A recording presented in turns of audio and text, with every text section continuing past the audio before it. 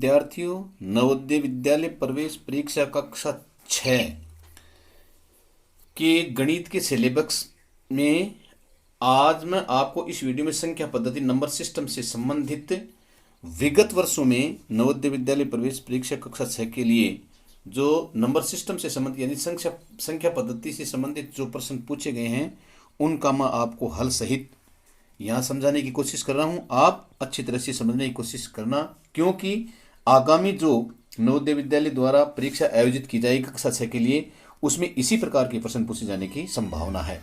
तो सर्वप्रथम सबसे पहला प्रश्न देखिए, यदि किन्हीं तीन क्रमागत विषम प्राकृतिक संख्याओं का योग 147 हो तो बीच वाली संख्या क्या होगी। जवाहर नवोदय विद्यालय 1999 में आया हुआ क्वेश्चन है। अब देखिए, क्रमागत का मतलब होता है लगातार। लगातार तीन विषम प्राकृतिक संख्याओं का योग 147 दे रखा है, तो आपको बीच वाली संख्या ज्ञात करनी है कि वो क्या होगी। तो हम क्या करेंगे, सबसे पहले माना कि पहली विषम संख्या है वो x है। अब दूसरी विषम संख्या यानी विषम संख्याओं के बीच में, यानी अब जैसे एक है, एक के बाद में तीन, तीन के बाद में पांच, पांच के बाद में सात, इस तरह से तो दो दो का अंतर होता है। तो दूसरी संख्या होगी x+2 और तीसरी संख्या होगी दो के अंतर के आधार पर x+4। तो तीन विषम संख्या कौन कौन सी होगी, पहली संख्या हो गई x, दूसरी होगी x जोड़ 2 और तीसरी होगी x+4 और इन तीनों का योग है 147। तो हमारे प्रश्न अनुसार समीकरण क्या बन गई, x जोड़ x+2 जोड़ x+4 बराबर 147। यानी तीनों संख्याओं को जोड़ लिया हमने, x पहली संख्या, दूसरी संख्या x+2 और तीसरी संख्या x+4, इन तीनों को जोड़ लिया और इनका योग दे रखा है 147। तो समीकरण क्या बन गई, इन तीनों संख्याओं के योग के बराबर 147 हो गया। तो बाएं पक्ष में ये और दाएं पक्ष में 147। आगे समझ में। अब देखिए 1x 2x 3x तीनों को जोड़ लिया तो 3x आ गया और अब 147 तो दाएं पक्ष में है और ये जो बिना x की संख्या है 2 और 4, इनको हम दाएं पक्ष में लाएंगे तो ये दोनों माइनस की हो जाएंगी, ये -2 और -4। आगे समझ में। तो 3x बराबर हो गया 147 में से घटा दी हमने 6, तो 3x बराबर 147। इसका मतलब x बराबर 141 में 3 का भाग दे दो, 47 आ गई। इसका मतलब x हमारी क्या है, पहली संख्या, और दूसरी संख्या हमारी क्या है x+2 और तीसरी संख्या x+4। तो पहली संख्या हमारी प्राप्त हुई हमें 47 और इसमें 2 जोड़ दें तो 49 और उसमें 47 में 4 जोड़ दें तो 51। इसका मतलब पहली संख्या 47, दूसरी 49 और तीसरी 51। का मतलब बीचली संख्या क्या हुई, बीच वाली संख्या 49 हुई। और हमें यहाँ क्या पूछता है, बीच वाली संख्या क्या होगी वही पूछ रहा है। तो पहली संख्या 47, दूसरी 49 और तीसरी 51, तो बीच वाली संख्या क्या हुई, 49 हो गई। आ गया समझ में। तो सबसे पहले हम x मतलब संख्या मान लेंगे, पहली विषम संख्या, दूसरी 2 का अंतर के आधार पर x+2 और तीसरी फिर 4 का अंतर हो जाएगा तो x+4 हो गई। इस तरह से समीकरण बन गई x + x+2 + x+4 बराबर 147। और फिर हमने जो x का मान ज्ञात किया वो हमारी पहली संख्या प्राप्त हो गई और उसमें 2 जोड़ दिया दूसरी संख्या और उसमें फिर 2 जोड़ देंगे, कौन हो गया, वो तीसरी संख्या हो गई। तो हमारी बीच वाली संख्या 49 हो गई कि नहीं हो गई। आगे समझ में। ये बहुत बढ़िया क्वेश्चन था, ये जवाहर नवोदय विद्यालय 1999 में आया क्वेश्चन था। अब क्वेश्चन नंबर 2 देखिए, 1 से लेकर 20 तक की सभी सम संख्याओं का योगफल ज्ञात कीजिए। अब ये है प्राकृत संख्याओं का योग ज्ञात करने का सूत्र की सहायता से ये सवाल आराम से हो जाएगा, जिसमें प्रथम n सम संख्याओं का योग का सूत्र है n कोष्ठक n जोड़ 1।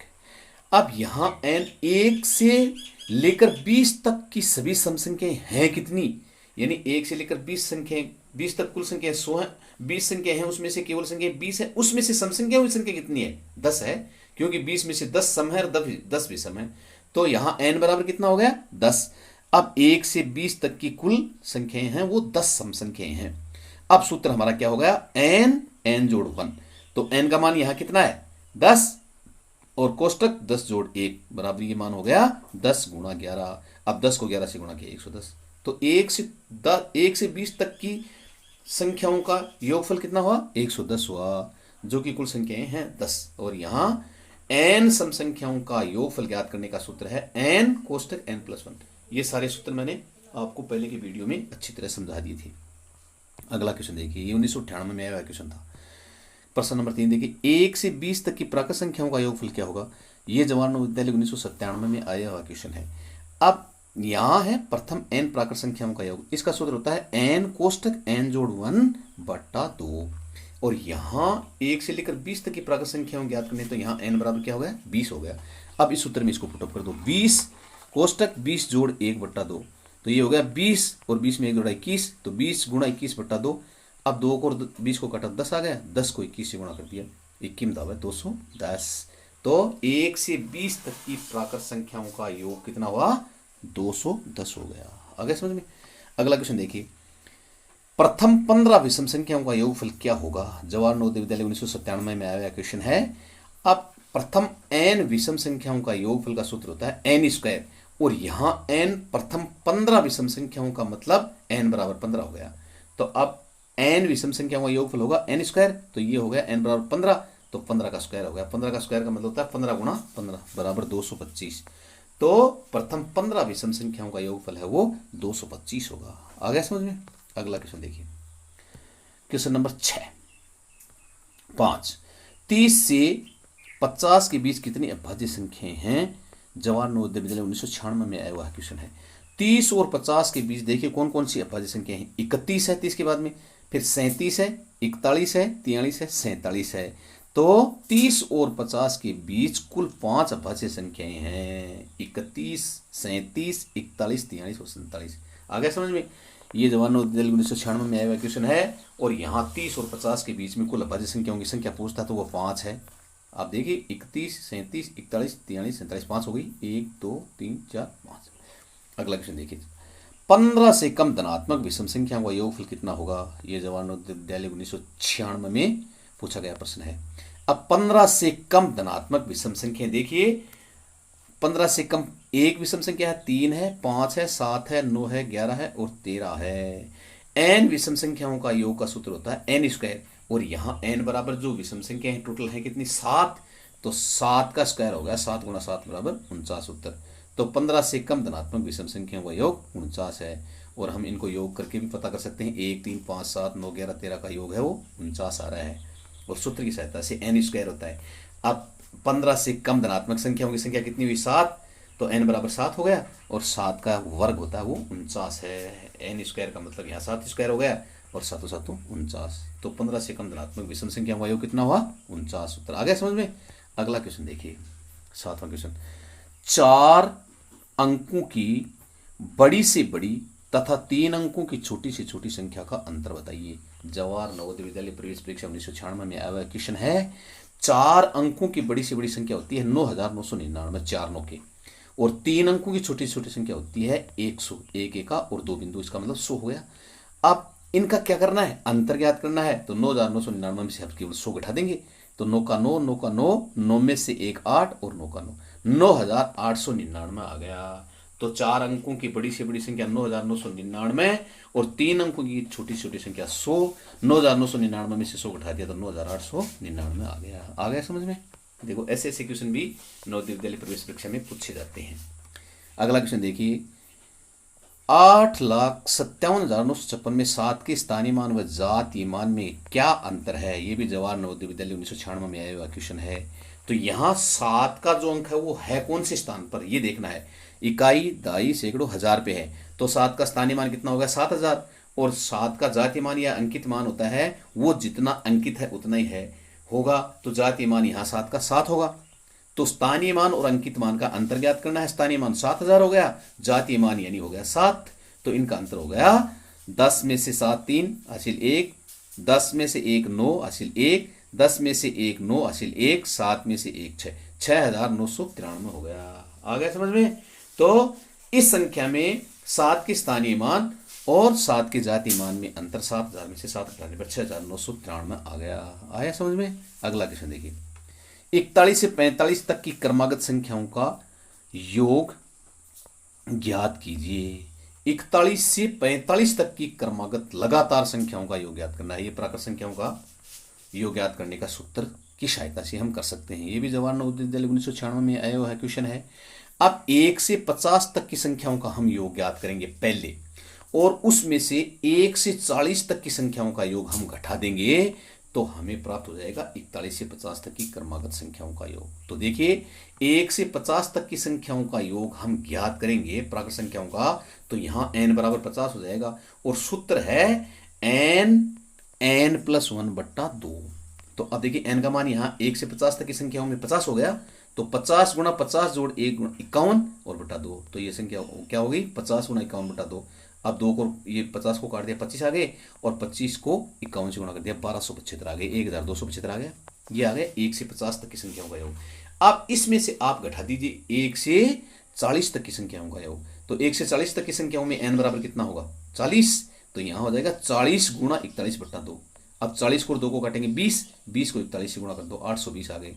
अब आप देखिए 1 से 50 तक की संख्याओं हमारे यहां कितना प्राप्त हुआ, 1 से 50 तक की संख्याओं का योग हमें प्राप्त हुआ 1275 और 1 से 40 तक की संख्याओं का योग हमें प्राप्त हुआ 820।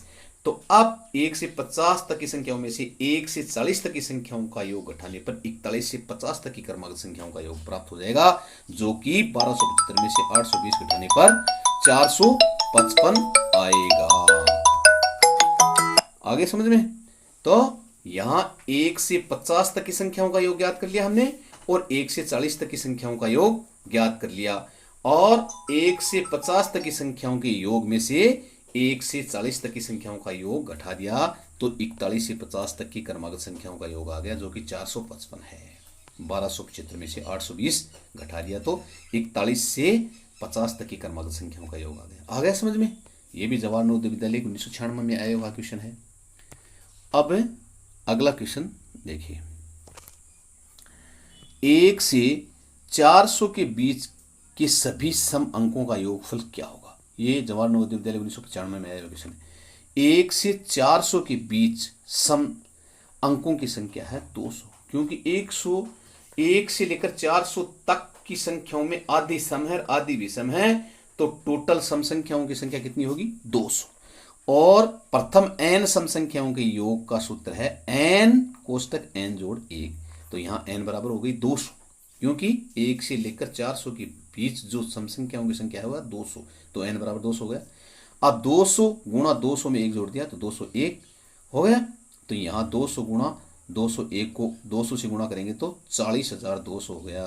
अतः 1 से 400 के बीच की सम संख्याओं का योग 40,200 प्राप्त हो गया। आ गया समझ में? ये है। अब आपको ध्यान ये रखना है कि 100 से 400 के बीच की सम संख्याओं की संख्या है कितनी, क्योंकि इनमें आधी संख्याएं सम होती हैं आधी विषम, तो आधी संख्या 200 वो सम संख्याओं की संख्या होगी। और प्रथम n सम संख्याओं का योग क्या है n कोष्टक n जोड़ 1, तो n जोड़ 1 मतलब 200 में 1 जोड़ दिया 201 हो गया, तो n गुणा n प्लस 1, तो यहाँ 200 गुणा 201 हो गया बराबर 40,200 आ गया 1 से 400 के बीच की सम संख्याओं का योग। आ गया समझ में? अगला क्वेश्चन है 50 तथा 90 के बीच की सभी अभाज्य संख्याओं का योग कितना होगा? अब आपको सर्वप्रथम तो 50 से 90 के बीच की संख्याएं अभाज्य हैं कौन कौन सी उनको ज्ञात करना है।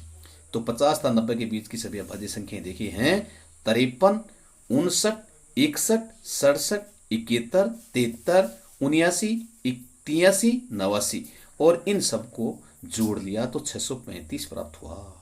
तो 50 और 90 के बीच में जो अभाज्य संख्या हैं उनका योग होगा 635।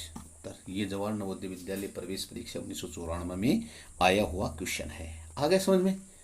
अब मैं उम्मीद करता हूं कि विगत वर्षों में नवोदय विद्यालय प्रवेश परीक्षा में पूछे गए प्रश्न जो इस वीडियो में मैंने आपको समझाए हैं वो आपको अच्छी तरह से समझ में आ गए होंगे, और इसी तरह के क्वेश्चन आगामी जो नवोदय विद्यालय द्वारा परीक्षा कक्षा 6 के लिए आयोजित की जाएगी उसमें ऐसे ही प्रश्न पूछे जाने की संभावना है। ऐसे ही प्रश्न यानी हर साल पूछे जाते हैं। अब देखिए मैं अभ्यास के लिए आपको कुछ क्वेश्चन दे रहा हूं यहां, अब इनके उत्तर आप कमेंट बॉक्स में अवश्य लिखना। वह अभाज्य संख्या बताइए जिसकी इकाई के स्थान पर 5 हो। अब इनमें से 105, 15, 35 और 5 इनमें से कौन सी संख्या अभाज्य है जिसमें इकाई का अंक 5 हो, ये आपको बताना है। ये जो 7, 5, 8, 7, 4, 3, 2, 1, 5 में 3 का स्थानीय मान, अब ये अंक आपको देखना 3 कहां पर स्थित है और उसका स्थानीय मान कितना होगा वो बताना है।